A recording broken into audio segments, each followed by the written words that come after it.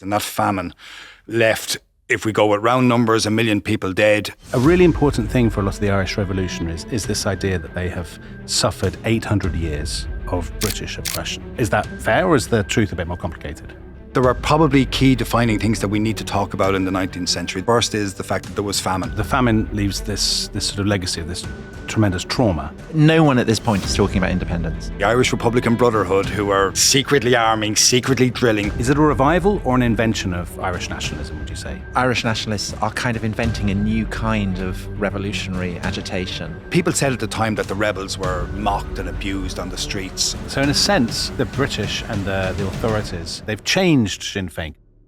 What about the military aspect to this? Now, the leaders themselves, it should be said, expected to die. His death becomes this great sacrifice for the cause, and then his funeral becomes a huge deal. It was a humiliating moment for the government. It was a disaster for the Irish Parliamentary Party, moderate nationalism.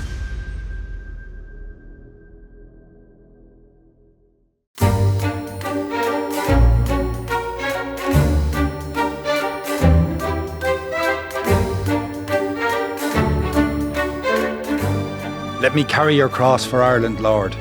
The hour of her trial draws near, and the pangs and the pains of the sacrifice may be borne by comrades dear.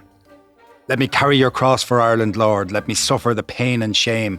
I bow my head to their rage and hate, and I take on myself the blame. Let them do with my body whate'er they will. My spirit I offer to you, that the faithful few who heard her call may be spared to Roisin Dhu. Let me carry your cross for Ireland, Lord, for Ireland weak with tears, for the aged man of the clouded brow and the child of tender years, for the empty homes of her golden plains, for the hopes of her future too. Let me carry your cross for Ireland, Lord, for the cause of Roisin Dhu. So that was the Irish revolutionary Thomas Ashe, and he wrote that poem when he was in Lewes Prison in Sussex in 1917. And Roisin Dhu, by the way, is Ireland. So Ashe was a farmer's son from County Kerry. He was a teacher, he was a school principal. He became an Irish language activist before the First World War. Great activist in Irish sport as well. Set up a local branch of the Gaelic Athletic Association.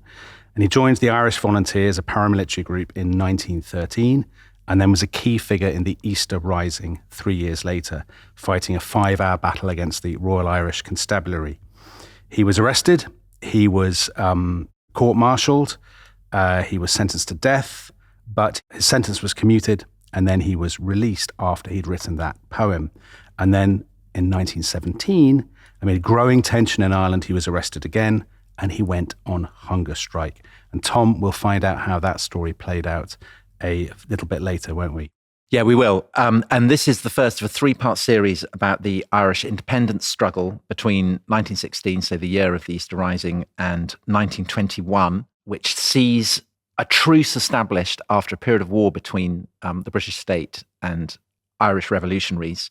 There is then a treaty drawn up between Britain and what will become the Free State that grants Ireland limited independence and effectively creates Northern Ireland. And then we'll be looking at the bitter civil war that tore Ireland apart in 1922 and 1923.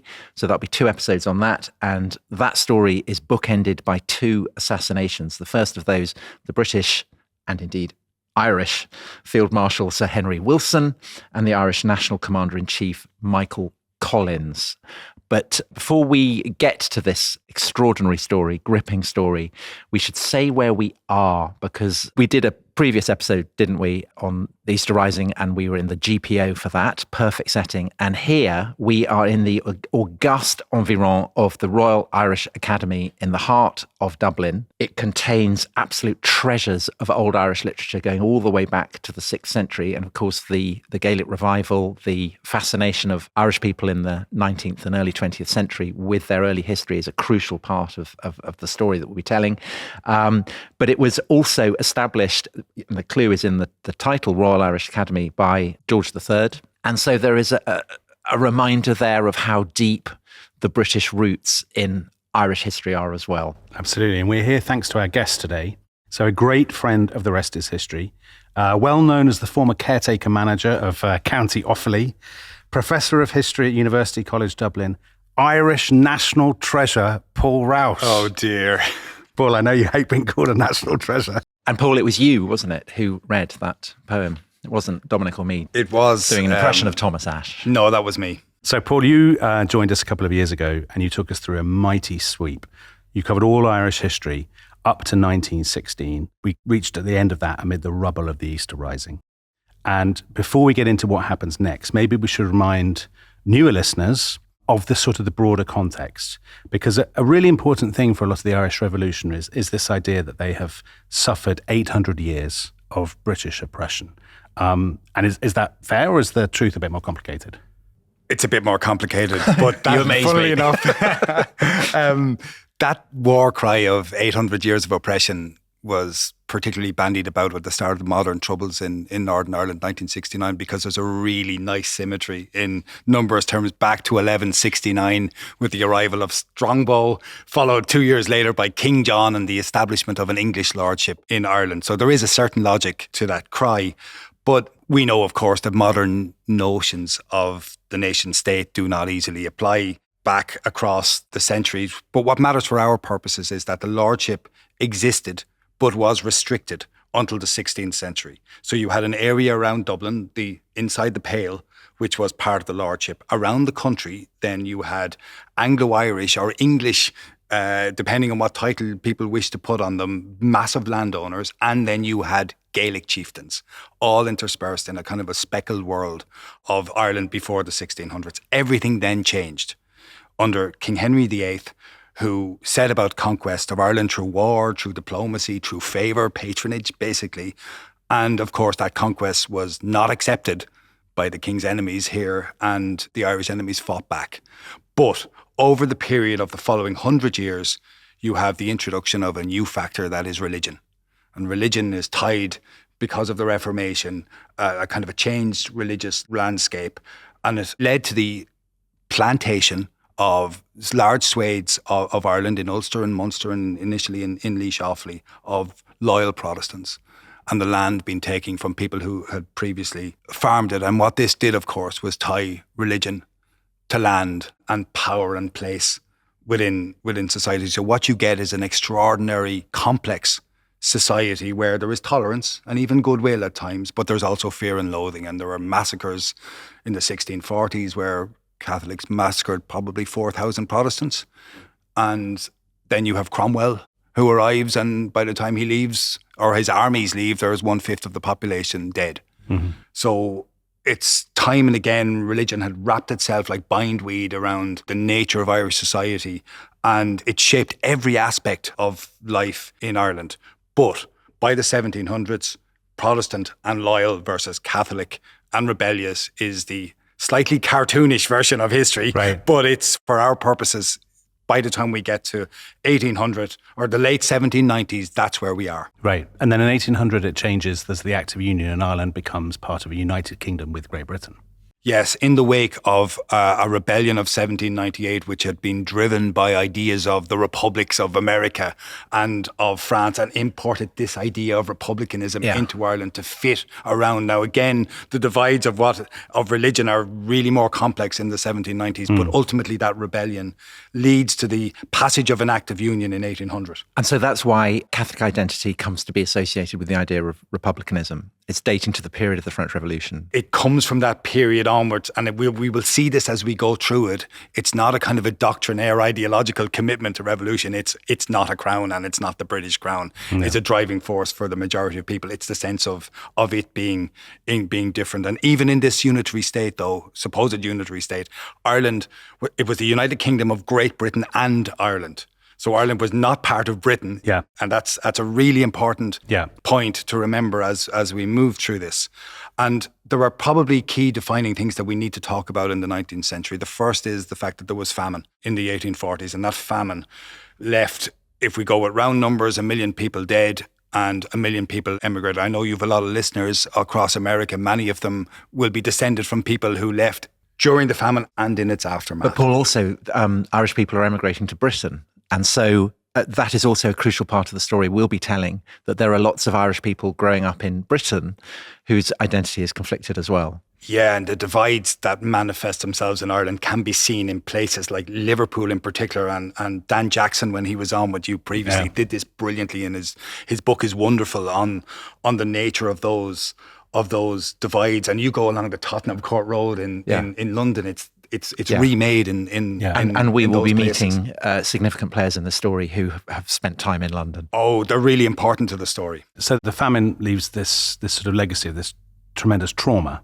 And in the late 19th century, you have the Gaelic revival and a kind of, is it a revival or an invention of Irish nationalism, would you say? So the famine, first of all, it's important because of the impact it had on Irish nationalism, but it's also important for the emigre communities that are created in America. And we will see how they help to fund and people the revolution, which ultimately we will end up talking about.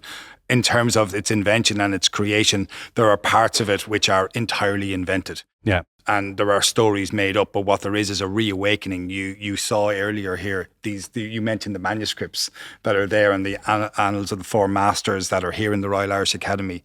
What you had is in the 19th century was a rediscovery of these, a translation of them into modern language, and a general popularisation of Irish myths and sagas. You have a reawakening of interest in the Irish language. You have a creation of an alternative sporting world of Gaelic games. But I mean, this place is fascinating, isn't it? Because it's the royal, you have royal in the title, but it is generating all this passion and enthusiasm for ancient Ireland.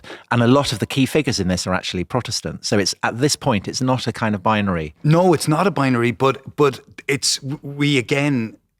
when it comes to empire and it comes to imperial war, we like to imagine that this is a fairly straightforward narrative with clear sides. But of course, the reality of life is way more complex than that. So talking about complexities, let's come to the crucial years of the 1900s and 1910s, which we did in the last series.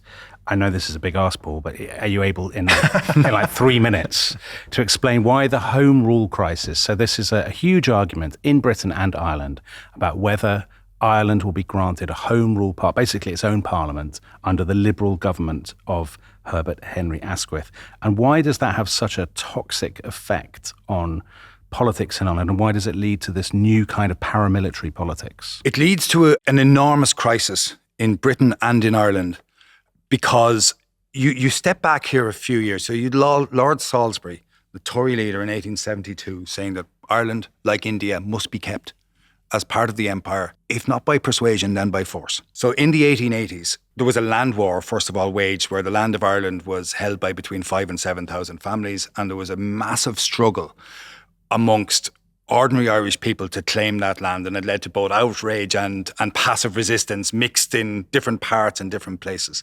And that led to a growing sense of difference. So this is not just the kind of the idea of a different nationality. This is a lived experience which is creating divide.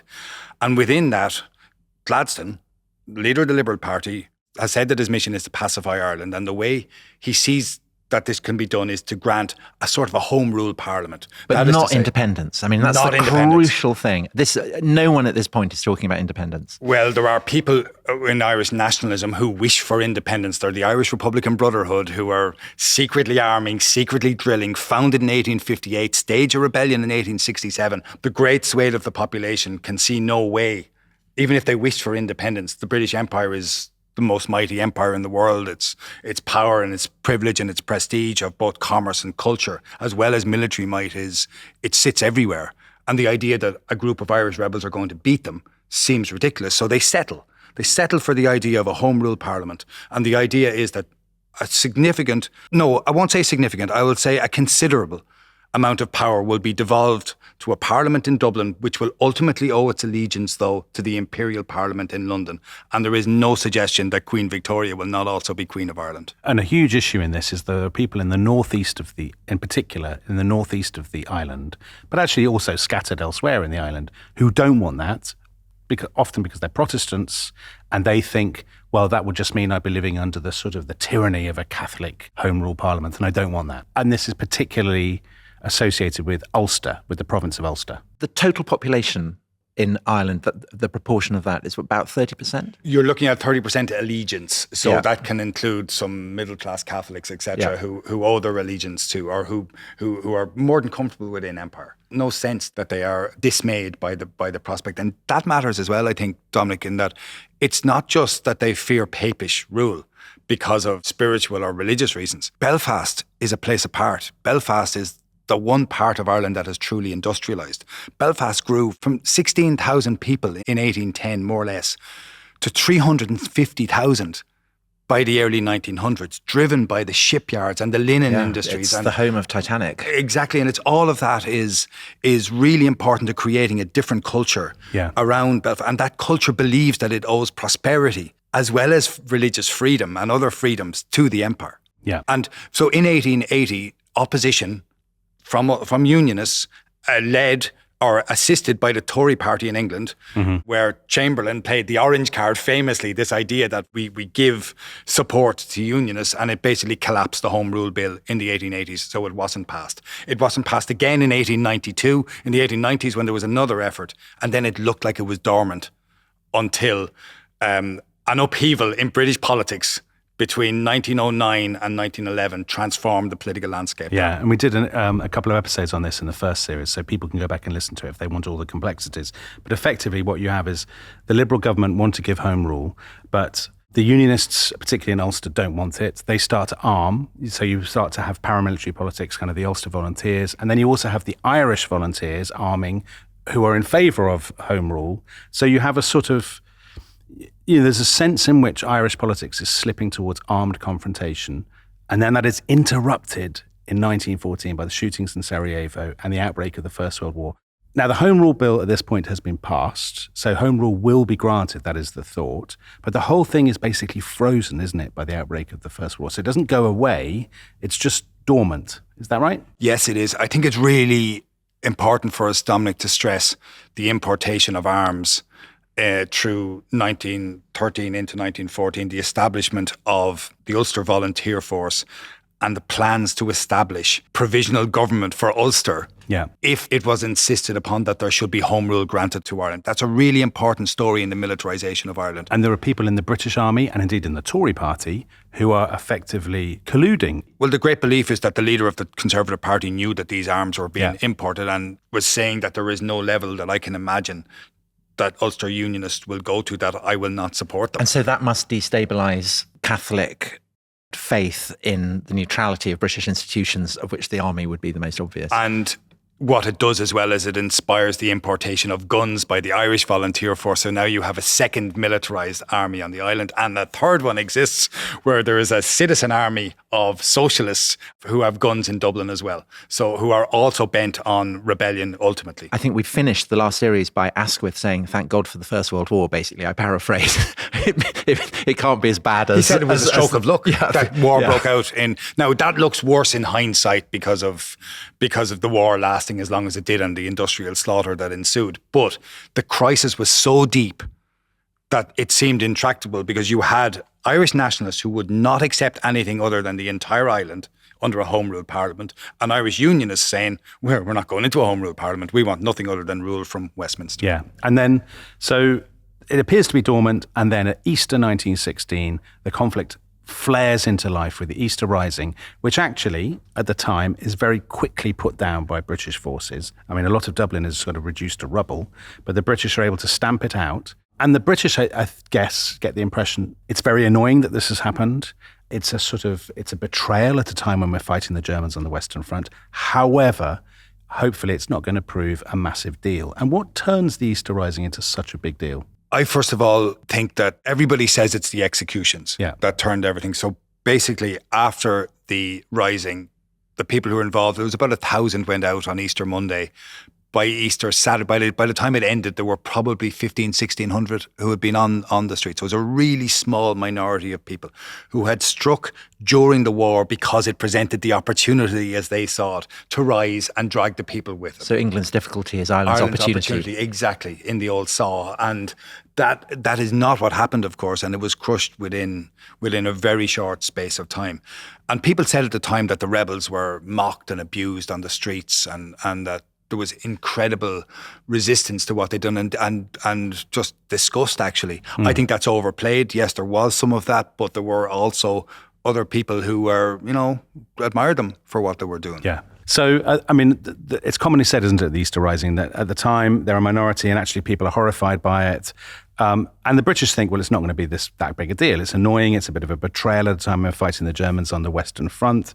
But of course, it does turn out to be a landmark moment. And so what changes? What makes it so iconic? So it was, first of all, a minority, and the scale of the minority is extraordinarily significant. It's about 1,000 people went out on Easter Monday, maybe joined by a few hundred more as the week went along, but it's not a mass uprising. And I think when it comes down to it, there are a series of factors which change perceptions of people as to why people had reacted adversely to it in the city initially during the Rising, although I do believe that that's somewhat overplayed. And it hangs initially on the executions of the leaders. Now, the leaders themselves, it should be said, expected to die on the week. They knew they were rising in time of war. This was their opportunity. And this is the whole key to it being Easter. It's a sacrifice. And the word blood sacrifice is appended to this time and again. But so there are 187 people who rose court-martialed. The rest are put in pens around the place and are ultimately interned. Some in Ballykinler in the north, but many went to Frongach in Wales, and others went to places like Lewis Prison and Reading Jail and all of those. We'll talk about those, I think, a little bit later on. But of the 187 who were court-martialed, a number of them were sentenced to death. About 90 of them were given death sentences. As it turned out, 14 of them were executed in Kilmainham jail, having been tried in secrecy without representation in a series of court-martials. But there was no doubt about guilt, to be fair.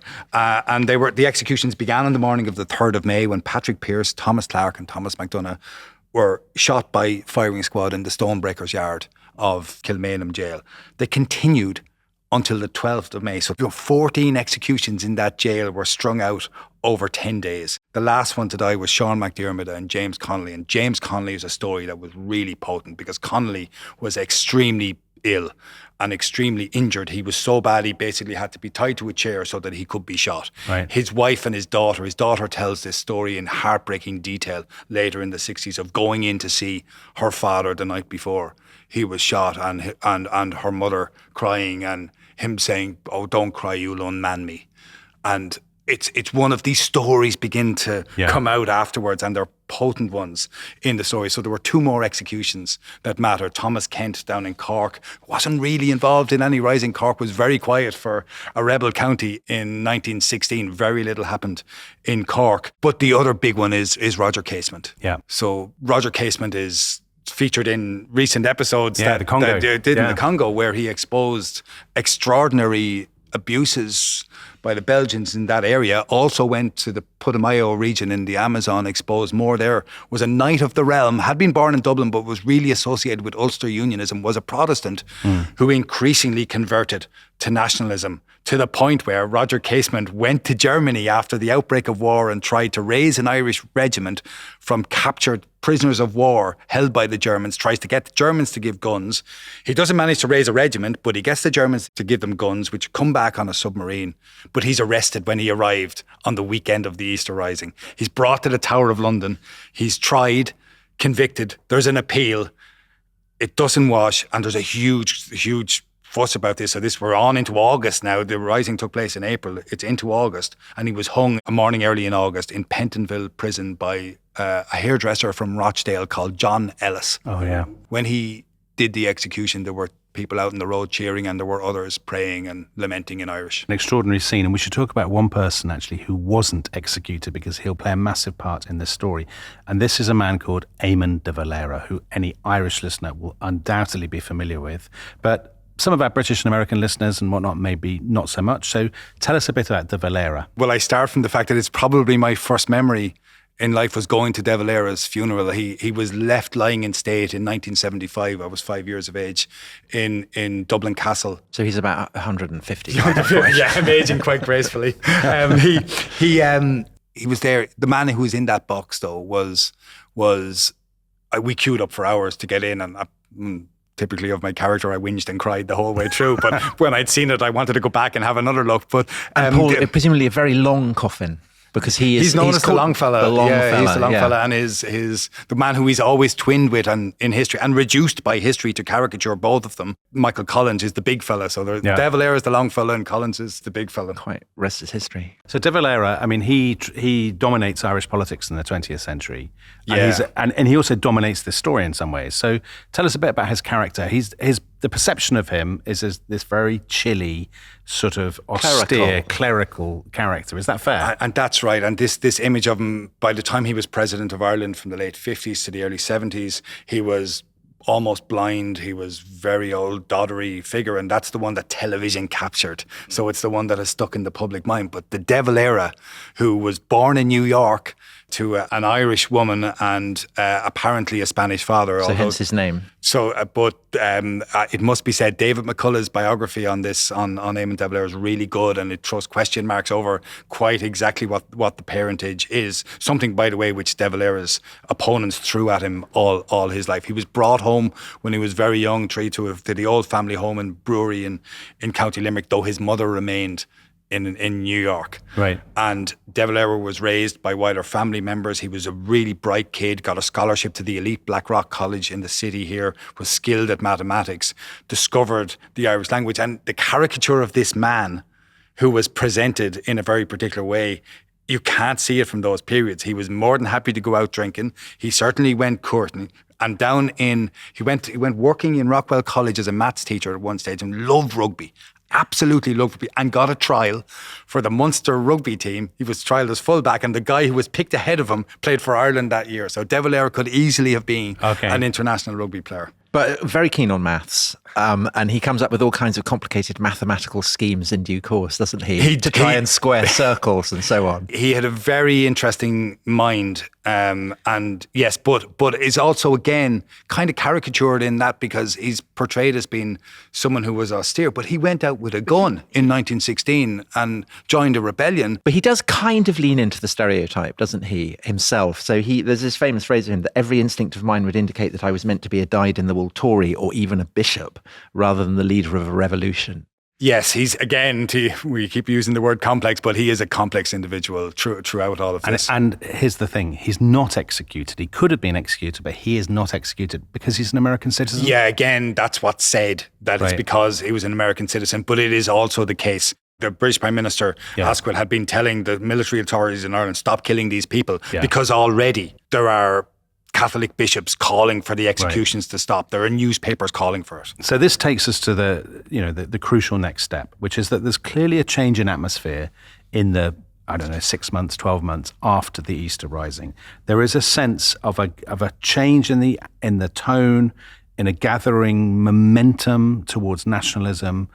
And just talk us through some of that. So this is to do with obviously the reaction to the executions and to the Rising, but there are also books being published. It's a sporting story. How does the mood change in this period? The first way the mood changes is by the people who are sent to camps being brought home. So they're coming home, they're released early from Franga. The military intelligence, the police intelligence was useless. They lifted a whole load of people who had nothing to do with the Rising, so they let them out sometimes after 3-4 weeks. But across that autumn and winter of 1916, as far as Christmas morning 1916, a ship carrying both soldiers from the Western Front and released Republican prisoners from English jails sails into Dublin port. The dawn is breaking, and there's 4 in particular who push their way up from steerage to first class. There's Cathal O'Shannon and Terence MacSweeney, later Lord Mayor of Cork, Sean T. O'Kelly, later President of Ireland, and Ernest Blythe, who is later in the first cabinet and himself a Protestant. But up on the top as the ship pulls in is Tomás McCurtain, later also Lord Mayor of Cork, and he's playing the fiddle.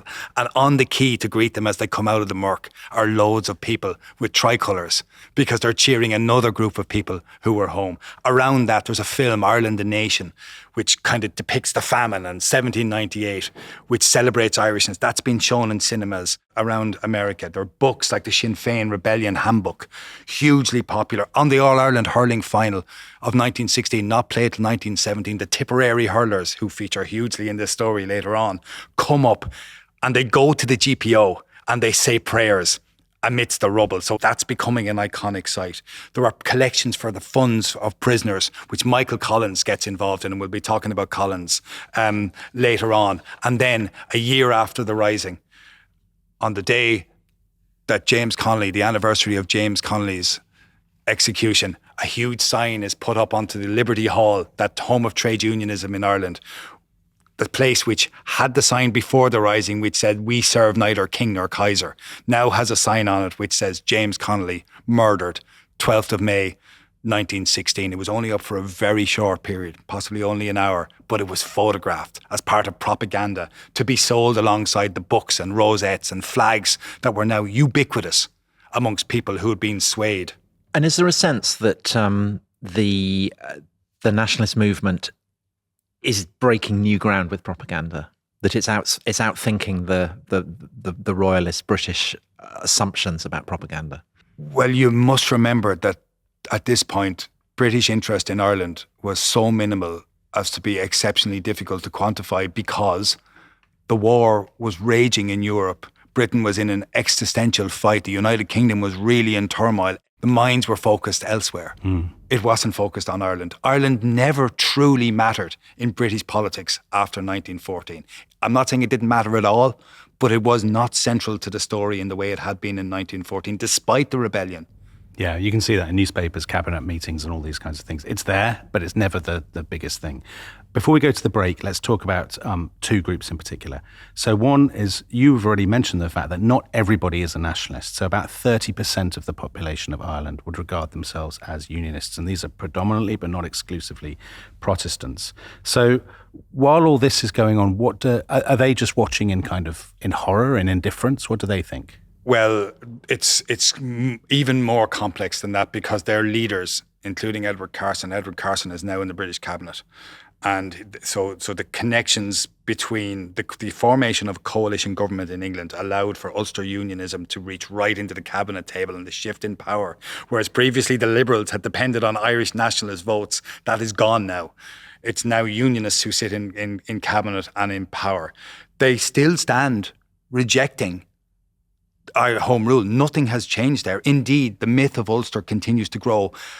Built incredibly in another event in 1916, the Battle of the Somme, at which the 36th Ulster Division suffered horrendous losses on the first day. And if I went to see those trenches that they were fought in, I went to see the monument in Thiepval, which was erected to the Ulster Unionists who were there. It's an incredibly well-kept, preserved, iconic part of that story, and it fed in to the myth of Ulster. It's supported by Kipling and Elgar and all the voices of empire. And so, Paul, that's another Irish blood sacrifice offered up in 1916.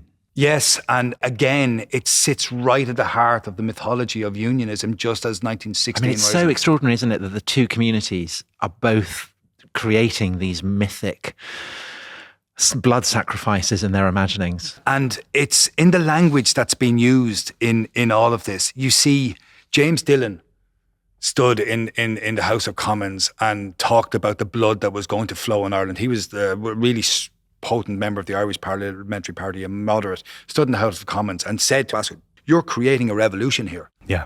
Because you're killing these men. There is blood flowing out from under the cell doors. The British ambassador in America writes home and says, there are blood in the eyes of Irish Americans. So things have been fundamentally transformed by the 1916 Rising, both North and South. And so the second group, just before we go to the break, are the British. What are the British thinking is going to be the medium to long-term outcome? What is their plan? So Asquith is Prime Minister, but he is toppled and replaced by David Lloyd George, who is basically in coalition with the Conservatives and increasingly reliant upon the Conservatives, who, as we know, are great friends of the Ulster Unionists. What does Lloyd George think is going to happen to Ireland? They're still planning Home Rule, aren't they? So in the middle of 1916, in the summer of 1916, before he became Prime Minister, David Lloyd George was Minister of Munitions, and he attempted to introduce Home Rule. He was charged with Asquith of fixing the crisis. Lloyd George went at it he celebrated as a cunning mind, but you could equally say he was a man so crooked he couldn't lie straight in bed. and Lloyd George told different things to both sides in promising Home Rule. he told Carson that Home Who's Rule... the head of the Unionists. The head of the Unionists, sorry, is the head of Unionists, that, well, listen, we'll give a separate parliament for the 6 counties and you can permanently stay out of Home Rule. The rest of Ireland can get their 26 counties. But he told John Redmond, the leader of the Irish moderates, that, well, no, listen, we're going to keep the North out, but only for a while. He kind of went between the two things, but he couldn't square the language to get it through. So that fell apart. De Valera's mastery of maths. Yeah. But by the time you get to 1917, there is no plan. Right. There is no sense of what can be done here.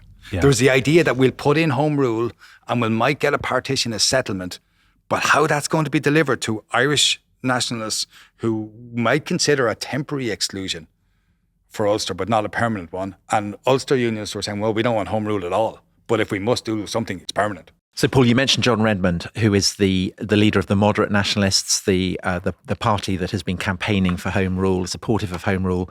But lurking in the background all along, there is another party, another organisation that we haven't mentioned yet, but will be playing a huge part in the story. And that is a party called Sinn Fein, in English, Ourselves Alone. And I think we should take a break now. And when we come back, we will look at the role played by Sinn Fein in this story.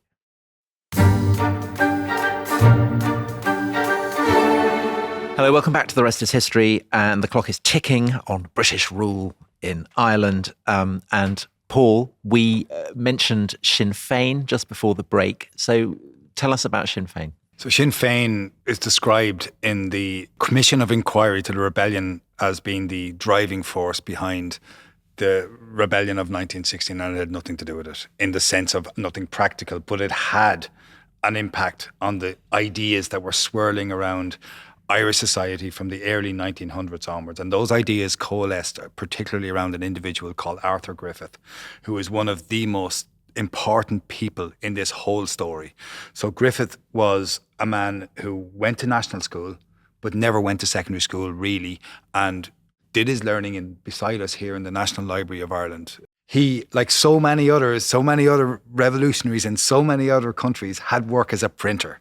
So he went into that world of books and of newspapers and became a journalist. He went to live in South Africa for a while. And then when he came back, he founded new newspapers, which he kind of shared this idea of Irish nationality, Irish nationalism, and this idea that little countries around the world, he wrote a lot about other countries. And in particular, Hungary, because he has this idea that basically the United Kingdom can become an Austro-Hungarian dual monarchy where King George or whoever is the king in Ireland, but Ireland has its own separate parliament. And this is just to make sure things are particularly complicated. It makes the fact that Sinn Féin is not a Republican party until 1917, when it changes its particular policies until in the autumn of 1917. It did wish for independence, though, and huge power with the figurehead of the monarch. But the notion that Sinn Féin began as a monarchist party is one of my favourite Irish history facts. It is a slight reduction, but I take the point. I take the point, though. And in Ireland, Griffith's notion of nationality was that he was a geographic determinist, as Michael Laffan has said, so that irrespective of background or religion, if you were born in the Ireland, you're Irish. That's how he saw it. So and that's a tradition of Irish identity that, again, goes back to the Napoleonic period, the revolutionary period. The thing with Griffith is that Griffith was actually a member of the Irish Republican Brotherhood, though he kind of drifted away from that, not because he was against the use of arms, but because he didn't think it was possible for the Irish Republicans to go in armed rebellion and win. And he was only interested in winning. He was a pragmatic man. He pushed ideas around industrialization and forestation and the protection of Irish goods against those things. So he wanted to build up a movement that was based on He's not a tariffs fan, is he? He was, funnily enough, a tariffs fan, very much of the moment.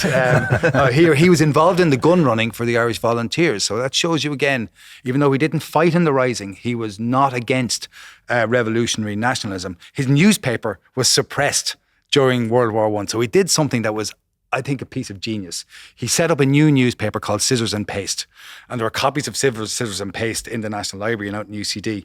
But what they are is what he did was he took cuttings from other newspapers that had got by the censor and put them into a newspaper called Citizen Paste and made his journalism out of stories that had already been published to get around. Now, it didn't really work for too long, and that too was suppressed.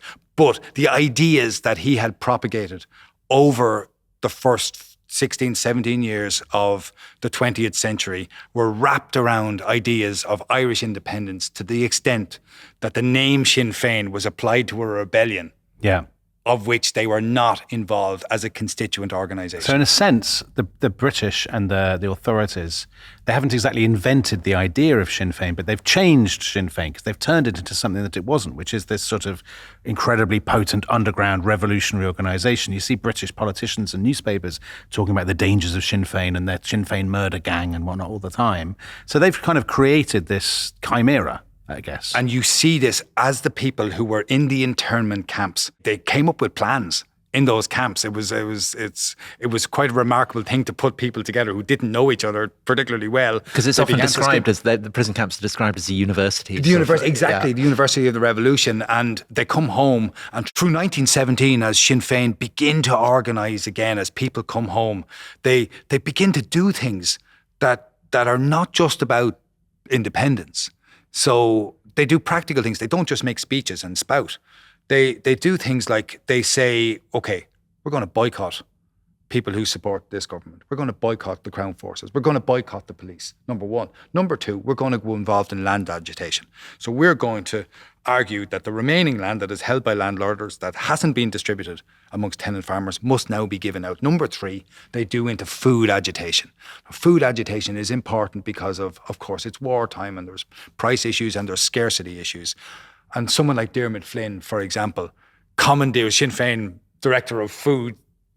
He comes and he gets 34 pigs that are about to be exported from Dublin port. He takes them away, they're slaughtered, and they're dispersed amongst the population. So that's an example, I think, of popular engagement. And you'll recognise this from revolutionary organisations around the world. These are things that revolutionary organisations do. It's a wider story made real here. But there is a strong sense that Sinn Féin are kind of leading the way in this, that Irish nationalists are kind of inventing a new kind of revolutionary agitation. And this really is said about the guerrilla war, which we'll talk about, I think, in the next episode and the one afterwards. But for the moment, it's about Sinn Féin now beginning to compete in parliamentary politics. It puts up candidates. And they are obviously opposed to being a part of the Westminster Parliament, but they are prepared to play the Westminster game to that degree, that they are happy to stand candidates in by-elections, for instance. They will stand candidates in by-elections, but they will not take their seats in the House of Commons. So it begins in February 1917 when Count Plunkett, the father of an executed 1916 leader, wins a by-election in Roscommon. And it has to be said, there's a surprising number of counts and countesses involved in this story. Papal counts in this case. And then the South Longford by-election, that's in May. That's another great Sinn Féin triumph. And it's a key moment because it brings us to one of the other big characters of this story, who's very involved in that campaign, who is Michael Collins. So he's not standing in that election, but he's behind the scenes. He's putting a lot of the strings, isn't he? And tell us a little bit about Collins, because he's such a massive character. So just as De Valera is reduced in history to this, as you say, the long fella. So Michael Collins is seen as this gun-blazing rebel who just appears young and handsome, died at 33. Later, that story, you'll come across that story in the Civil War. He was a man who was fated in society. He was really handsome individual. Well, he's called the big fella, isn't he? Because it's expressive of his charisma rather than his size. He's not particularly large. It's personality and charisma, and that this sense of. Now he divided opinion because there were people who found him brusque and overbearing, as well as people who swore absolute allegiance to him. But Collins is much more than a gunman. In fact, Collins was a military organizer and had a brilliant brain for detail. An organisation which he kind of flourished in London because he emigrated to London as a teenager. He's from Cork originally. Yes, he's from Cork. He's from Cork, and he went to London, worked in the post office, and then he loves post offices, doesn't he? He then goes to the GPO in Dublin. He ends up in a different type of post office. And he does wrestling and hurling on Clapham Common, apparently. Yeah, he was secretary to a GAA club, a hurling club over there. He played for London. He played in the competitions over there, but it was in London that he joined the Irish Republican Brotherhood. He got into this emigre world of people who were unreconciled to the crown, and he was slowly radicalised, or rather quickly radicalised in fairness, and he came back from London to fight in the Rising in 1916, just before it. He was interned initially, but he was a nobody in the Rising. He'd been in the GPO, but he wasn't a well-known figure. But there's a leadership gap in the end of 1916 and 1917. De Valera and other ones of the significant leaders of the 1916 Rising who hadn't been killed are in jail. And Collins emerges as this figure who gets a job setting up Republican prisoners' funds around the place, and he becomes a permanent organiser who helps build Sinn Fein through 1917 to run in the by-elections. And it is his push of Joe McGuinness.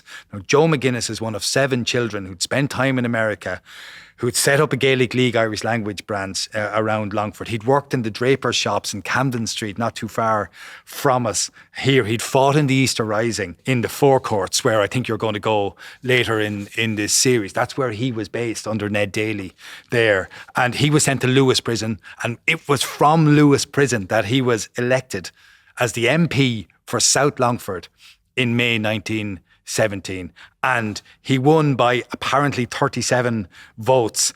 And it was Collins who pushed that he run in the first place against the wishes of other people who thought it was ridiculous and that he could not win. It was Collins who drove the campaign, who brought men in cars down to Longford to campaign for him. And he stayed all the time in the Greville Arms Hotel, a great arms hotel in the middle of Granard. And it was there where he met Kitty Kiernan, who he ended up engaged to. Julia Roberts. So you had to say it. Yeah, everyone was thinking it. So you talked about a leadership gap, and Collins is sort of emerging. He's rising up the ladder. But of course, the person who does become the president of Sinn Fein is the person who ends up being his rival, which is Éamon de Valera. How is it that de Valera, rather than Griffiths, becomes the president of Sinn Fein at the end of 1917? So there's distrust of Griffith. Despite his years in the movement, he had left the IRB, and he was still a monarchist in early 1917, in the sense he was willing to accept that. So you have a man who didn't fight in 1916 and still gave allegiance to monarchy. And then you have Éamon de Valera, the most powerful surviving leader of that rebellion, who comes back from jail in the summer of 1917.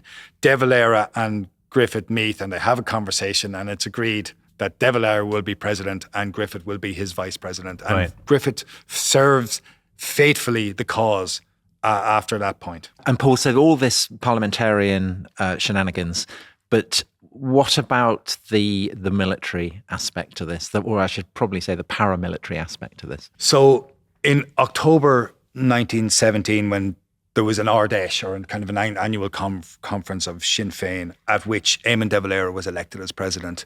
And it was agreed that the policy of Sinn Fein would be to establish, and I quote, an independent Irish republic. And de Valera formulated a kind of a unanimously accepted compromise around the nature of what that republic would be, when it was said Sinn Fein aims at securing the international recognition of Ireland as an independent Irish republic. Having achieved that status, the Irish people may by referendum choose their own form of government. So that's what pulled everyone together. And that's the point at which the movement coalesced from that point onwards. And then there were still by-elections being won. But at precisely the same weekend, there was a volunteer convention around the Ardèche of Sinn Fein. So that is to say, the Irish volunteers, the military wing, is beginning to manoeuvre again. Many of those who've been interned after the Rising and who are now home get involved in the founding of volunteer companies, militarising around the company. On top of that, the Irish Republican Brotherhood had not gone away. They had formed, with Collins largely as their head, with Richard Mulcahy, who was also involved in the 1916 Rising, and the man whose poem we read earlier, Thomas Ashe, at its core. And they have gone around from earlier in 1917 organising for the volunteers. And it's in this point, in the summer of 1917 that Thomas Ashe was arrested for a seditious speech, that he was put in Mountjoy jail ultimately, and went on hunger strike to demand essentially prisoner of war status. And it was declined to him. And you said you would tell Tom what happened next. So what happened next? So Thomas Ashe was, he's held for just under a month, and he goes on hunger strike, and it's this incredibly powerful moment, the idea of sort of sacrificing yourself for the cause. And he's on hunger strike for just 2 or 3 days, and then they force feed him. And force feeding is it's an incredibly brutal and invasive process. And basically he dies during the course of being force fed. He's weakened, he's sick, he's starving, and his death becomes this great sacrifice for the cause. And then his funeral becomes a huge deal, doesn't it? I mean, massive turnout at his funeral of these volunteers, of people who've joined the cause. And the famous, maybe you read it, Paul, the famous oration that is given by Michael Collins after shots are rung out over the grave. Because it's not a long oration, is it? It's one of those where Collins says, after the volley of shots, nothing additional remains to be said. That volley which we have just heard is the only speech which it is proper to make above the grave of a dead Fenian. Yeah, and it's one of these kind of symbolic moments, isn't it? And do you think there's a sense at this point, so we're in the second half of 1917, that the momentum has shifted beyond recovery, that effectively the revolutionaries have seized control of the narrative? I think they are seizing rather than seized. I don't think the momentum is entirely with them yet. I think there is a large wind in their sails. And Dublin Castle is clear, the leading officials are clear on this. The Thomas Ashe funeral is massive. Now, it's probably one of the most noticed things in history that the Irish love a good funeral in any point, but the political funerals in Ireland are something else entirely. And what this meant on the day was a huge organisation of volunteer strength. They basically took over the middle of Dublin, took over the middle of the city, and marched the coffin from beside where you're staying alongside Dublin Castle, from City Hall, which they got from the city to run, lay him in state. Huge crowds come to see his body lying in state. He is then walked through the city behind a cortege with guns everywhere. There's guns being fired in the city again over his body, and Dublin Castle are clear this is a huge moment, and swells of people begin to join the volunteers now. But Paul, could I also ask, what also happens famously in 1917 is the Russian Revolution. Yeah.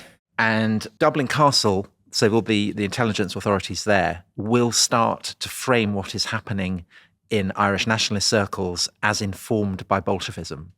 And is that serving to kind of raise alarm bells back in London, where, of course, the government is still focused on winning the war? It really isn't, Tom. There's things being thrown left and right, and the words are there, but what's happening in Ireland is seen to be manageable compared to what's happening on the Western Front.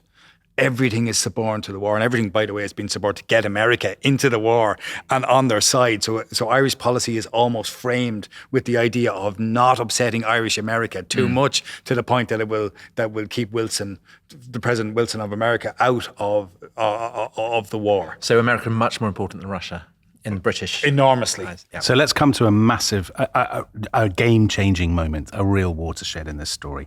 So Britain had introduced conscription in 1916, and it was an issue that had effectively split the liberal movement, the Liberal Party. A lot of liberals, kind of Asquithian liberals, were horrified by the idea of conscription. They thought, it's a complete attack on civil liberties and whatnot. But it had been introduced in Britain, but not in Ireland, because they recognised that in Ireland it would be incendiary to force people to fight for king and country. And there'd been lots of talk about it. And then in 1918, the picture completely changes, and here we go back to the importance of the First World War. The Germans launched their last throw, Ludendorff's last throw, the spring offensive. They look like they're going to get through all the way to Paris. It looks like the war is going to be lost for the Allies. And at that point, the Tories in particular in Britain say to Lloyd George, come on, mate, this is ridiculous that we're not conscripting men in Ireland when we're already doing it in Britain. We have to do it in Ireland as well, because it just looks terrible to people in Britain that we're not doing it. And of course, as we know, this is an absolute own goal. I mean, it's like Lloyd George is taking a rifle and aiming it at his foot. The Irish Chief Secretary famously says you might as well recruit Germans, doesn't he? So why is it? So conscription is is such a colossal disaster, isn't it, for the cause of moderate nationalism as well as unionism, I guess. It is a disaster on every front for people who wish for the union to be maintained. For the government, it was a humiliating moment for the government. It was a disaster for the Irish Parliamentary Party, moderate nationalism, which was already under threat from Sinn Fein, but was destroyed by what happens next. And what happened next was, first of all, the Irish Parliamentary Party walked out of the House of Commons, where it had still held its seats, led by John Dillon. John Dillon at this stage was dead. He had died earlier in 1918. His brother Willie, also an MP, had died fighting for the British Army. So this is a man whose life ended coming so close to the ultimate success that had eluded Parnell, eluded Daniel O'Connell. And this was a man who was on the cusp when the war started of absolute success. Now the war is going on. He dies in pain. His brother is dead. And now his party is taken over by John Dillon, leader of the party in Dublin, and he walks out of the House of Commons following the example of Sinn Fein. So the Irish Parliamentary Party, had successfully resisted the implementation of conscription in Ireland before then. But everything that the Irish Parliamentary Party had stood for was gone in that moment. They come home and they're now on a platform in meetings with Sinn Fein, who they would have previously looked on as corner boys and a rabble to some extent. And Catholic bishops are there as well. So this is the respectability of the Catholic Church. And Tom, you've made the point about how central religion was to society 100 years ago, much more so than now. For Catholic bishops to be sharing with Republicans some of whom had previously been excommunicated from the church, and with moderate nationalism. And Sinn Fein is saying, we told you so. Yeah. And they have the power. They run now. And the conscription, they managed to create a conscription. It should be said, by the way, that the Labour movement and the Labour Party was huge in this as well, because of the general strikes that were run during this period, which basically showed the government that this wasn't going to be workable. You were going to need to bring 100,000 soldiers here to get people to conscript. I mean, just to kind of stick up for Lloyd George, I mean, he and you've been saying this throughout, that the focus of the British government is on the Western Front, and Lloyd George is staring down the barrel of defeat. So again, he must be thinking, I've got to throw everything at this. And he actually compares himself to Lincoln, doesn't he? But he's also, the reason Lloyd George is doing this is not just because of the military situation, it's because of his own political situation. He relies on Conservative support, and the Conservatives effectively are saying to him, if you don't do this, we'll withdraw support, because we think it's a matter of principle that Ireland is treated the same as Britain. He was not someone who had an instinctive connection or sympathy with the Irish cause in any shape or form. He didn't really see why Ireland should be different than Wales. Well, this is actually a really interesting thing with Lloyd George. His Welshness actually works against, because he says, come on, we're Celts too, and we have our own differences with the English, so why can't you be just like us? Yes, and he was a part of that strain also of English society or Welsh society or British society, which was anti-Catholic. I kind of diverged, depending on who you were talking to, in that area between distaste and distrust, or blind hatred, depending on which way you go. Not necessarily Lloyd George, but that community all told. We're approaching the end of the episode. What's obviously happened is the conscription crisis has turbocharged, has accelerated a process that was already underway, which is radicalization. So you get a massive influx, don't you, into people they're signing pledges and petitions, they're joining Sinn Fein, young men, we'll talk about this. And young women as well. Young women are joining groups, young men, and we'll talk about this in the next episode, what kind of people are joining the paramilitary groups. Young men are joining the Irish volunteers, and the governments have really lost control of the story. The Irish man and woman in the street, if we can massively simplify and generalise, what do they think at this stage? Is it possible to say, or is there a sort of general picture? How much does the propaganda matter in changing their outlook? I think the propaganda does matter, because you are basically now faced with a movement which is placing a very straightforward proposition in front of a population. And it is this: we are either patriots fighting the regime, or we are complicit in its tyranny.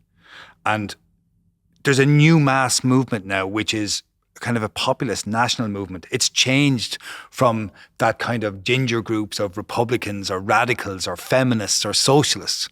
And it's got broad ideas of patriotism now, which are hung always on kind of ideas of the ballads that are being sung or the flags that are being flown or a broad swathe of programme where, I mean, look at the agrarian programme. It wasn't just that Ireland were going to redistribute large farms to the people who tenant farmed them, or the tenant farmers would get their farms made larger. People who were land labourers were going to be given farms as well. I mean, they basically planned they were going to expand the landmass of the island. So much were they going to do. Right. But that's what you do, isn't it? When you're trying to win any argument. And that's what they went for. And so the British government feel that they're facing a hydra.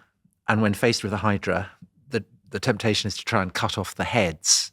And so this is what they do in the summer of 1918, when essentially they manufacture a plot that comes to be known as the German plot. The idea that the heads, basically all the people they want to intern are complicit with the Germans, and it's done on very, very sketchy information, but it's enough for them to start arresting people that they want to have in prison rather than out on the streets. The information is so sketchy that it's based on that members of the British cabinet and around it are kind of they're utterly disbelieving of it. But Lloyd George is humiliated and they're bent on making a statement. So it hangs around the fact that an Irishman who had been in the British Army, had been captured, had been a POW in Germany, tried to be recruited to Caseman's cause to come back over here. He was found in a boat off County Clare on his own. So wild rumours then begin to spread of a German plot, and 73 leaders of Sinn Fein were arrested, including De Valera and Griffiths. But Michael Collins knew it was going to happen.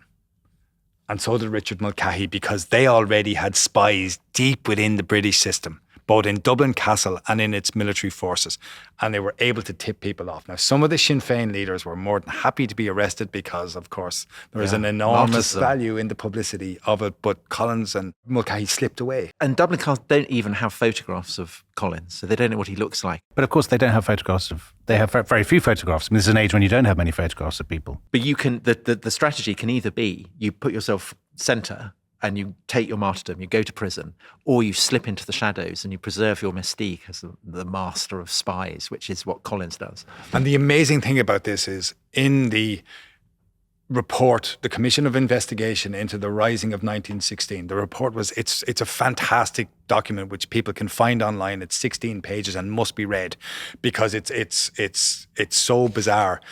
The Lord Lieutenant is excused of all blame. Everything is placed on Dublin Castle's Chief Secretary, Augustine Burrell, and its Under Secretary, Matthew Nathan. And they say there was the police and the military were brilliant. They'd done nothing wrong. They told everything what happened and that their intelligence was really good. And time again, it's revealed the opposite is the case. It was proven to be so when it came to internment. It was proven to be so again in the German plot. So this is a state which is really creaking. So at this point, just before we move into the election at the end of 1918, at this point, do you think the game is actually already up for the British? Do you think there's any way back for them? There is no doubt that there has to be a home rule parliament of some description. The question is how much power that parliament is going to get, and is it going to take war or the giving of dominion status, for example, which doesn't seem to be on the agenda. And all the while, there is the problem of Ulster, which has not been resolved by anybody, not by the British and not by Irish nationalists who don't have a plan. Right. So November 1918, the war ends. The German offensive has petered out. The Germans have collapsed. There are great celebrations. The war is over. And a month later, on the 13th of December 1918, at last, the United Kingdom goes to the polls. And effectively, you've got two separate elections going on, one in Great Britain and one in Ireland. And this is a landmark election for all kinds of reasons. All men over the age of 21 can now vote, all women over the age of 30. So the electorate in Ireland has more than doubled. It's trebled, I think, Tom, or Dominic has trebled from 700,000 to almost 2 million. Like 7 out of 10 people are voting for the first time. So it's impossible to predict how they'll vote.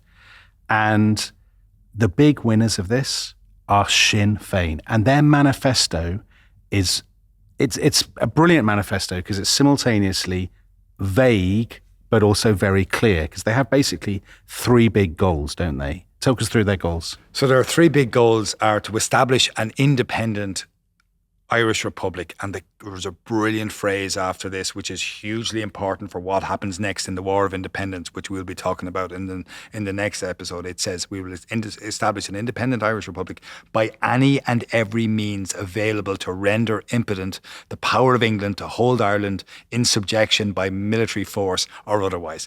That's the phrase that is used to legitimise a war of independence. It says it has the support of the public as given by the polls on it. So its first plan is to establish an independent Irish Republic. Its second plan is to withdraw from the House of Commons. So they think they're going to win 80 seats. There's 100 odd seats in Ireland. They think they're going to win 80 seats in this election. And they say, we're not going. We're going to establish our own parliament here. And the third point is hugely important. And this is massive in the papers at the time, and I think it's been lost a little bit in it, is the importance of the Paris Peace Conference. And the Paris Peace Conference, Sinn Fein said, we are going to Paris. Wilson has his 14 points. You've just fought a war for little Belgium. Yeah. You've talked about the rights of small nations. So we're a small nation. We're a small country. We're going to Paris. We're going to get a seat in Paris. And we're going to use our American leverage because of the power and potency of the Irish-American lobby to get Wilson to support us, to get a seat at that table, and we will be independent. Right. So the results, Sinn Fein will win 73 seats, the Unionists win 26, and what's left of the moderates, the Irish Parliamentary Party, they're reduced to just 6 seats. So, I mean, this is really a revolution in Irish politics, isn't it? It's enormous. And it's a complete wipeout. But the wipeout was on the way beforehand. When Sinn Féin predicted 80 seats, it wasn't blind in what they were doing. This was an ageing party whose time was done. Everything the Irish Parliamentary Party had fought for and won. They'd won Home Rule. They just hadn't got it implemented. They had said that they had stopped conscription coming in for long periods, but Redmond had called for recruitment, so they got no good out of that at all. They said that they had argued that the prisoners should be released early from prison in England, but they weren't the prisoners themselves. They were standing against the prisoners now, and loads of them just retired. And in large swathes of the country, they had not been opposed in elections for 40 years. So they didn't have a machine to fight back against Sinn Féin. So it's a complete changing of the guard. I mean, one might almost say a revolution. And I suppose for people in Ireland, there's the question of where next? How is the state going to be governed? What's the future? And in Britain, there's the prospect that that even as the guns, the crumping of the guns are falling silent on the Western Front, storm clouds of war may be gathering over Ireland and over the United Kingdom. So if people want to find out what happens next, they could join our own revolutionary brotherhood, the Rest is History Club. And as Paul undoubtedly knows, you can do that at therestishistory.com. But we'll be back with Paul for the next instalment of this thrilling story with the Irish War of Independence. Goodbye. Goodbye. Goodbye.